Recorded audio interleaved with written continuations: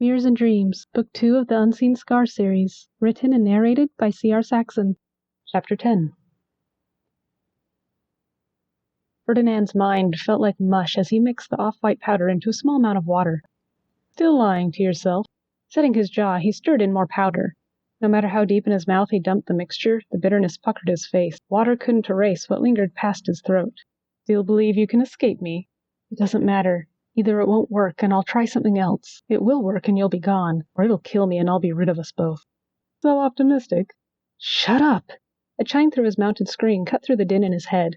Needing something, anything to push that voice from the front of his mind, Ferdinand leapt at it.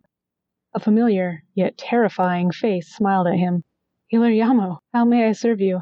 Ferdinand, how are you? The man's lips were tight with stress and fatigue. I'm as well as I can be. It wasn't a lie. If the skeleton could be better, he didn't know how. I'm requesting your services again. A shaky smile turned up Ferdinand's lips. What do you need, healer? One radius and ulna. My patients were shattered. One size or variable. The healer's shiny dark eyes dimmed. Variable, regrettably. She's 8 years old. Was she brought to you? Unfortunately. Ferdinand chewed on his lip.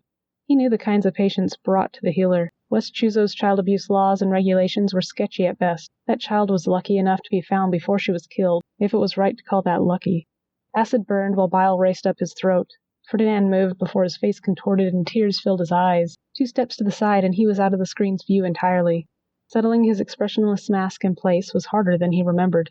Son, is everything all right? You'll fail her too. His throat was too tight to answer, so Ferdinand remained silent. Deep breaths got himself under control. Swallowing a few times and blinking away tears, he faced the man again. I'm glad she's safe. Do you have the specs? Yes, I'm sending them now. How long will it take to make the pieces and the device? Replacement bones for those still growing needed to mimic the child's natural growth. The device monitored the good bone and adjusted the man-made pieces as she grew. If I build a machine to make these replacement bones, he won't have to depend on me. I know it's unlikely, but... Yamo looked hesitantly hopeful. Would you be available for the surgery? Making it will take a week. Shipping it to you... Shipping schedules ran through Ferdinand's mind. Another 6 days. School doesn't end for 9 weeks. That's what I thought. I was just hoping for a sharp eye. Your nurses are better than I am. For the body, not the hardware. I'm sorry. No, this was beyond your control. Yes, sir. Trying to cheer up trash like you. Stupid man. Yamo's eyebrows knit together. The boy I picked up from you. I was able to settle him into a family. Really? Ferdinand stood surprised. Even among the most generous of people, finding someone who'd taken a child that old was a feat. But a broken child? One who'd gone so far as to embrace the improper and willingly destroy the lives of those he knew? Whoever took him in must have been a saint, or someone who didn't care about such things, which were rarer than saints. I'm glad. I hope things are better now. Do you want to know? Ferdinand's heart quickened again. A pained laugh shook from his thin lips, reddening the skeleton's cheeks. I don't know. You saved him. He wanted me to thank you. Next time you visit, he'd love to thank you personally. He doesn't even know me. I didn't save him. You did. Would you care in his position? I don't know. I've never been in his position. The healer tried giving more information about the boy, but Ferdinand forced a hasty farewell and turned off the screen. I don't want to know any of it. Bony hands rubbed tired eyes. With the healer out of sight, he was quickly becoming sleepy again. What was that about? Heart-pounding, Ferdinand spun. Hoya, how long have you been there? Long enough to see that was an important conversation. Now look what you've done. What do I do? Wait, why am I panicking? She doesn't care about propriety. She's being sneaky again. He offered me a commission. A suspicious blood-red eyebrow rose, but she didn't ask further. You make medical things often? Yeah, I do. Breathing deeply, Ferdinand waited. Did she see me take the medicine? John said you've developed a number of things for medical use. I have. What are you saying? Whatever it was, he felt safe. But why? If she said anything about the powder he made, is there something I can do for you, Oya? Probably not. Then what do you need?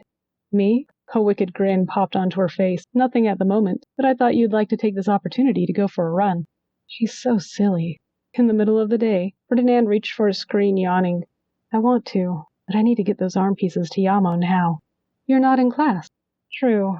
Tight, sore skin. But his muscles screamed louder.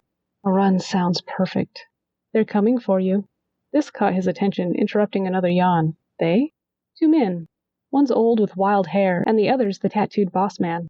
Boss? The superintendent? Sounds like Master Ludwig's with him. Yeah, that one. Ferdinand paled. The memory of shouting in class replayed itself in his head again. I'm not ready to face them. Don't have the lies ready? Her grin widened, revealing white teeth. They won't see us go out the back. You mean my closet window. Potato, potato. Potato?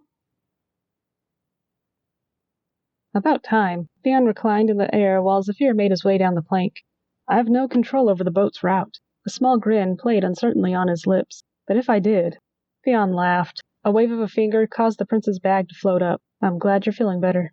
Looking down, the prince's golden cheeks took on a pink hue. Yeah, me too. Stop it. Stop what? Being weird. One awkward sweet mate is enough. Theon lowered himself to the ground, bag still floating. We missed you, and we're glad you're well. But by the girl's demand, I'm kidnapping you now.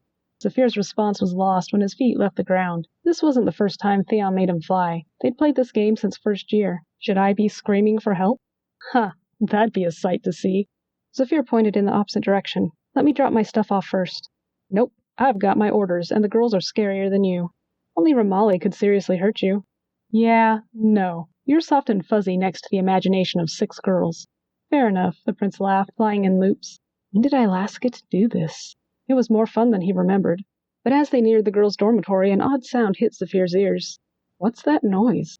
Noise? Theon slowed them down and lowered them both to the ground. Oh yeah, you missed that. I don't know where the sciences got their idea, but this is the music they came up with. Did you just call this music? Yeah. Theon smiled and clamped a hand on his sweetmate's shoulder. I've come to enjoy it. I was surprised. Loud drums hit along with some sort of screeching metallic sound. That you enjoy this? No, I can't stand this one. Theon waved a dismissive hand. I didn't know Ferdinan could sing. I think it surprised everyone. Sing. My aunt told me one song he screamed at everyone. Yeah, that's another one I don't like. Nami handed him a pair of goggles and adjusted her own.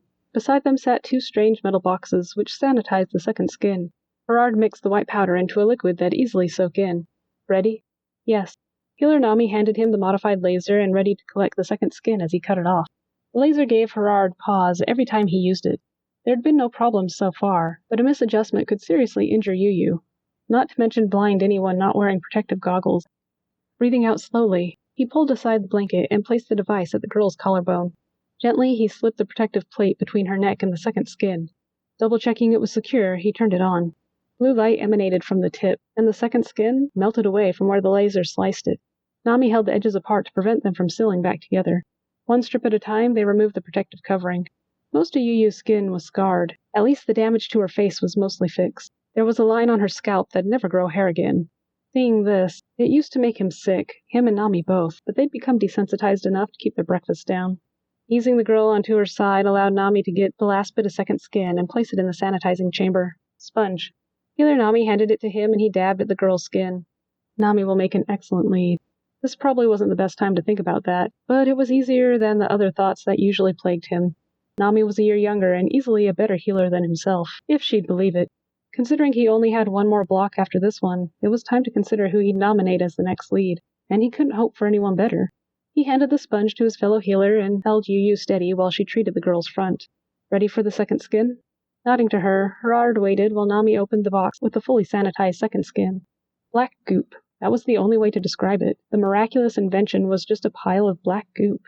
Until it touched damaged skin, the younger healer placed the goop on the bed and he laid the girl back onto it. Like it did every day, the goop latched onto the girl, wrapping around every inch of damaged skin. Nothing more. How did he make this? It amazes me every time I see it. Gerard looked at the younger healer and smiled. Me too. Nami returned the smile and they cleaned up. Sure you don't want help today? Thank you, but no. Sealing the metallic box, he set it to start sanitizing the skin they'd just removed. I need you to check on LB. He's been begging me to remove all restrictions. Test to see if his hands are ready.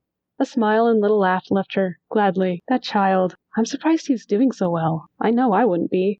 True, but pay attention to him. Remember Master Lucé's lecture? Sometimes it can take a while before any problems arise. Yeah, I know. A light tap on the door interrupted their conversation. The superintendent walked in and greeted them both before Nami excused herself to check on Elby. Mind if I start? A grimace of a smile twisted the college lips, but he nodded. If he saw the man shake his head one more time. Yes, sir. I'll put the supplies away, then start. Gathering goggles, laser, powder, and whatnot, Gerard made his way to storage. Slowly. How long do I have to take for him to leave before returning? He really didn't think he could take it. After breaking down and Oya just holding him, he felt better, but that didn't mean he could handle more bad news.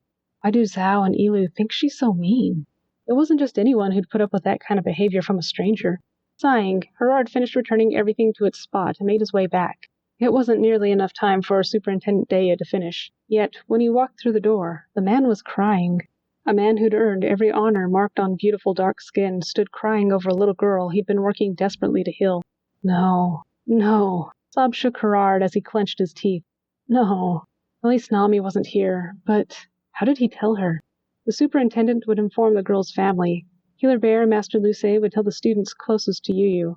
But he and Nami and Izuri? No. No. Sorry, the superintendent managed after a while. I'm sorry, I didn't mean to upset you. It took a moment, but Gerard noticed the man's voice wasn't shaking with sorrow, but laughter. I found her voice. Joyous laughter strangled with tears shook out of the tattooed man. I found her voice. The room blurred. It wasn't until hands grabbed his shoulder that the Calge realized he'd lowered himself to the ground, face buried in his knees. That was exactly what he needed to hear. Thank you. Laughter danced around with him, along with joyful words and discussions of what to do next, but Gerard stayed hunched down. It was possible he'd never known relief until this very moment.